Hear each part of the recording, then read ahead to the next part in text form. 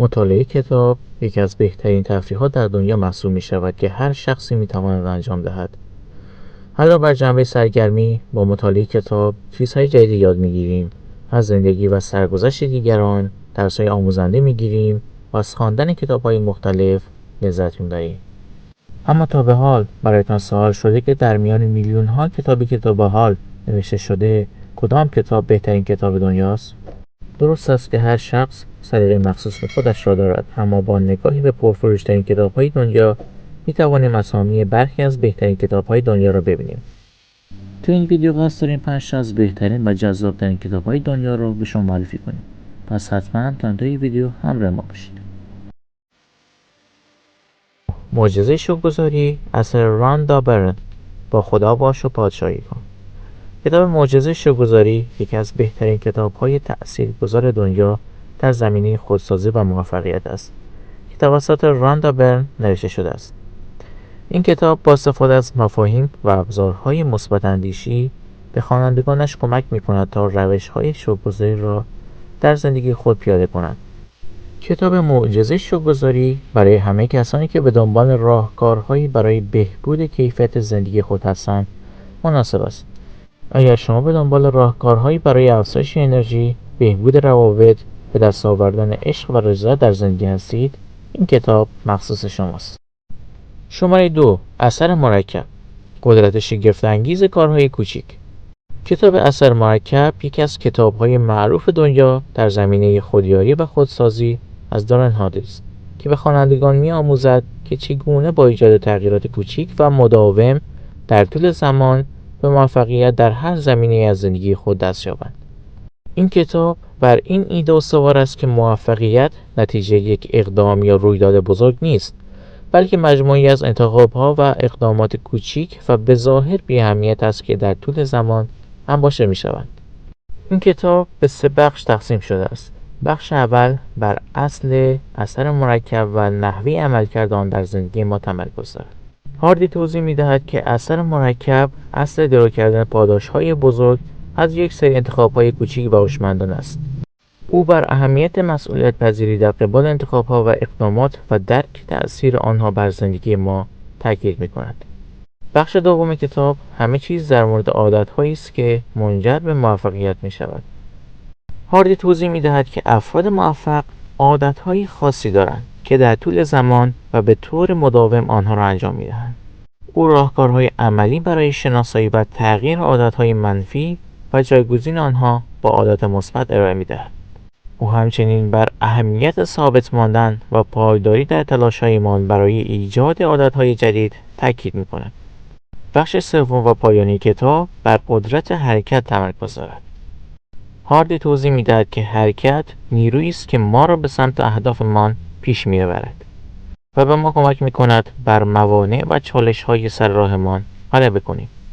او راهبردهای علمی را برای ایجاد شتاب و با انگیزه ماندن ارائه می‌دهد، حتی زمانی که کار سخت می‌شود. کتاب سوم مغازه جادویی، رمانی جذاب با قلمی فانتزی. کتاب مغازه جادویی رمانی جذاب برای کشف اسرار مغز و رازهای قلب نوشته شده توسط یک جراح مغز است که به دنبال کشف راز و رمزهای مغز و اسرار قلب انسان هاست. جیمز آر دوتی همان جراح مغز معروف ماست که این رمان جذاب را خلق کرده است. مغازه جادویی برای اولین بار در سال 2016، یعنی حدود 7 سال پیش، به چاپ رسید و خیلی سریع جزو پرفروش‌ترین کتاب‌های مجله نیویورک تایمز قرار گرفت. این کتاب به 2 بخش تقسیم می‌شود. بخش اول داستان کودکی دوتی و مواجهه او با روز را روایت می‌کند، در حالی که بخش دوم بر کار او به عنوان یک جراح مغز و اعصاب و تلاش‌های او برای ترویج ذهن آگاهی و شفقت در عمل پزشکی تمرکز دارد. مغازه جادویی به دلیل پیام قدرتمند امید و الهام بخش و راهنمایی‌های عملی‌اش در مورد نحوه استفاده از مدیتیشن، تجسم برای غلبه بر موانع و دستیابی به موفقیت مورد ستایش قرار گرفته است. این کتاب یکی از بهترین کتاب‌های دنیا برای مطالعه از نظر هر شخصی است که نیازمند رشد شخصی، ذهن آگاهی و آشنایی با قدرت ذهن انسان است. شماره 4. کتابخانه نیمه شب، رمان جذاب با عالم فانتزی. کتابخانه نیمه شب از کتاب‌های معروف دنیا به قلم مت هیک، نویسنده معاصر انگلیسی است. کتابخانه را تصور کنید که در آن میلیون‌ها کتاب وجود دارد، اما نه کتاب‌های معمولی. این کتاب‌ها خلاصه زندگی‌های زیسته شده هستند. زندگی‌هایی که با خواندن ماجراهای آنها متوجه می‌شویم که گاهی برخی از تصمیمات ما تا چه اندازه می‌تواند روند زندگی ما را تغییر دهد. شاید فکر کنید که اگر قدرت بازگشت به گذشته را داشتید، برمیگشتید و تصمیم‌های بهتر و منطقی‌تری می‌گرفتید. اما این فکر اشتباه است. اگر شما در آن لحظه آن تصمیم را نمی‌گرفتید، هیچ وقت تبدیل به آدمی که الان هستید نمی‌شدید. واقعیت این است که ما هیچ وقت نمی‌توانیم به آن ایدئال‌های ذهنی خودمان بدون تلاش برسیم. باید بدانیم بازگشت به گذشته و انتخاب تصمیم‌های متفاوت نمی‌توان گفت که قطعاً شرایط بهتر خواهد شد. اتفاقاً برعکس، ممکن است همه چیز بدتر هم بشود. این کتاب درباره دختر جوانی است که تصمیم به خودکشی می‌گیرد.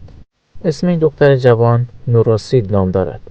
او در این مسیر طی اتفاقاتی با یک کتابخانه جادویی آشنا می‌شود که باعث می‌شود مسیر زندگیش به طور کلی تغییر کند. نورا در زندگی خودش با مشکلات بزرگی سر و کله می‌زند که باعث می‌شود او به فکر خودکشی بیفتد. اما پا به یک کتابخانه جادویی می‌گذارد که باعث می‌شود بتواند مسیر زندگیش را تغییر دهد و این اتفاق به طور کامل به دست خودش می‌افتد. در این کتاب نورا در داستان‌های مختلفی از آدم‌های مختلف جایگذاری می‌شود که این داستان‌ها یک به یک در این کتاب مطرح می‌شوند.